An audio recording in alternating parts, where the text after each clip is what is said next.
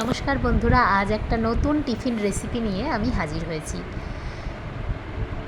দুটো খেলেই একদম পেট ভরে যায়। এটা টমেটো সস, পেঁয়াজ কুচি বা যে কোনো স্যালাডের সাথে খেতে পারো।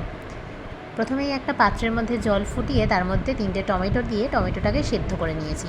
সেদ্ধ করিয়ে টমেটোর খোসা ছাড়িয়ে ভালো করে হাত দিয়ে চটকে এর মধ্যে দিয়ে দিতে হবে 1 চামচ চিনি আর হাফ চামচ মতো নুন। তারপর ময়দা দিয়ে ভালো করে এটাকে মেখে নিতে হবে। যদি তোমরা মনে করো আটা দিয়ে করবে, তোমরা আটাও ব্যবহার করতে পারো, আমি এখানে ময়দা ব্যবহার করেছি।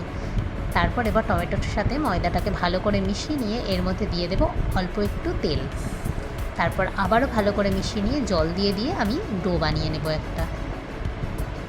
খুব বেশি নরম করে ডো বানাবো না, মিডিয়াম। দেখো এবার উপর থেকে একটু তেল দিয়ে কিছুক্ষণের জন্য রেস্টে রাখবো। এবার 2টো পেঁয়াজ কুচিয়ে নিয়েছি, 4টে আলু সিদ্ধ ছাড়িয়ে নিয়েছি। এবার একটা কড়াইয়ের মধ্যে সাদা তেল গরম করে এর মধ্যে আমি ফোড়ন হিসাবে দিয়ে দিচ্ছি অল্প একটু রসুন কুচি। আমি এখানে 7-8 কোয়া ছোটো রসুন ব্যবহার করেছি। রসুনটা ভাজা হয়ে গেলে 2টো পেঁয়াজ কুচিয়ে রেখেছিলাম, তার মধ্যে 1.5খানা পেঁয়াজ এর মধ্যে ব্যবহার করছি। ভালো করে পেঁয়াজটাকে দিয়ে পেঁয়াজটা ভেজে নিচ্ছি। পেঁয়াজটা ভালো করে ভাজা হয়ে গেলে তারপর আমি এর মধ্যে সেদ্ধ করা আলুগুলো হাতের সাহায্যে স্ম্যাশ করে দিয়ে দিচ্ছি।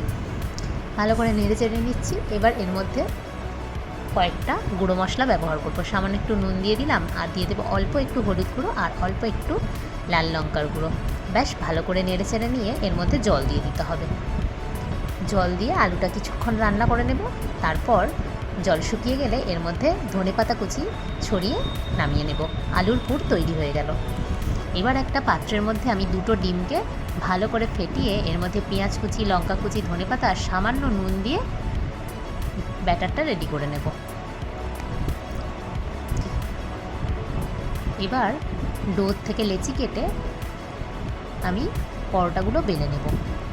বেলার সময় আমি অল্প একটু ময়দা ব্যবহার করেছি। দেখো এইভাবে গোল করে বেলে নিয়ে তারপর মাঝখানে পুরটা দিয়ে আমি যেভাবে মুড়ছি সেইভাবেই মুড়বে। সাইড দিয়ে সামান্য একটু জল দিয়ে দেবে, তাহলে আর খুলে যাবে না। দেখো এইভাবে মুড়ে হাতের সাহায্যে চেপে চেপে একটু পাতলা করে নিলাম। আরও একটা বানানো তোমাদেরকে দেখাচ্ছি। দেখো এইভাবেই মুড়লে আর পুর বেরিয়ে যাবে না, আর ফেটে যাওয়ারও কোনো সম্ভাবনা নেই। বড় করে বেলে নিয়ে তারপরে হাত দিয়ে চেপে চেপে একটু পাতলা করে নিলাম। এবার একটা ফ্রাইং প্যানে তেল গরম করে ডিমের ব্যাটারে পরোটাটাকে ডুবিয়ে এপিট ওপিট লাল করে আঁচ কমিয়ে ভেজে নিতে হবে। আঁচটা অবশ্যই কমিয়ে ভাজতে হবে, কারণ ডিম খুব তাড়াতাড়ি লাল হয়ে যাবে, ভিতরে কিন্তু কাঁচা থেকে যাবে। ওই জন্য তোমরা ভালো করে এটাকে আঁচ কমিয়ে লাল করে ভাজবে।